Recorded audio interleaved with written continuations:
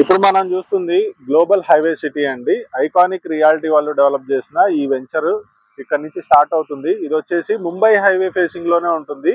మొత్తం 8.5 ఎకరాల వెంచర్ అండి. దీనికి డిటిసిపి అప్రూవల్ ఉంది. రేరా రిజిస్టర్డ్ ప్రాజెక్ట్ కూడా. బ్యాంక్ లోన్స్ వస్తాయి. లోపల డెవలప్మెంట్స్ ఎలా ఉన్నది అనేది మనం నెక్స్ట్ ఇప్పుడు చూద్దాము.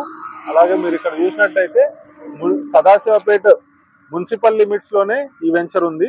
సో రేపొద్దున సదాశివపేట ఎక్స్టెన్షన్ డెవలప్మెంట్ అయినప్పుడు మనకు మంచి డెవలప్మెంట్, పైగా రోడ్ ఫేసింగ్ వెంచర్ కాబట్టి మంచి అప్రిషియేషన్ కూడా ఉంటుంది. ఇప్పుడు డెవలప్మెంట్స్ ఏంటో మనం చూద్దాం.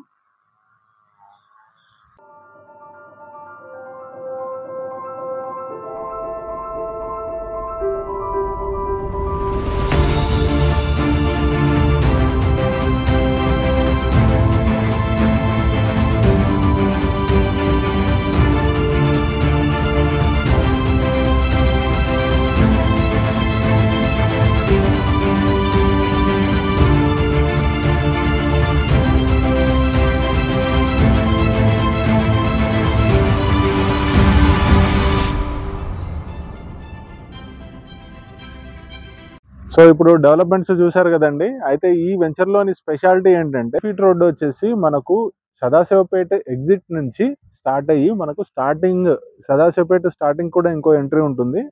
దాన్ని టచ్ అవుతూ సీదా RRR ని కనెక్ట్ అవుతుందండి.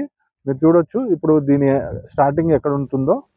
సో ఇప్పుడు మీరు ఏదైతే చూస్తున్నారో ఇది 60 ఫీట్ రోడ్ అండి. ఈ 60 ఫీట్ రోడ్ వచ్చేసి ఇలా ఎక్స్టెండ్ అయిపోతూ ఉంటుంది. ప్రజెంట్ ఇది వెంచర్ కాబట్టి వాలేసి ఉన్నారు. మనం ఇలా కనుక చూసినట్టయితే ఇటువైపు అక్కడ రోడ్ అండి, మెయిన్ ముంబై హైవే.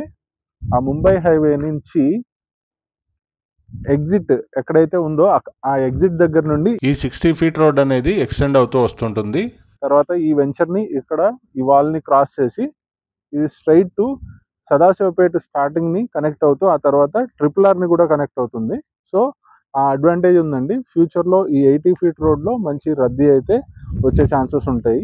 దీనికి ఈ వెంచర్కి అయితే ఇదండి అడ్వాంటేజ్.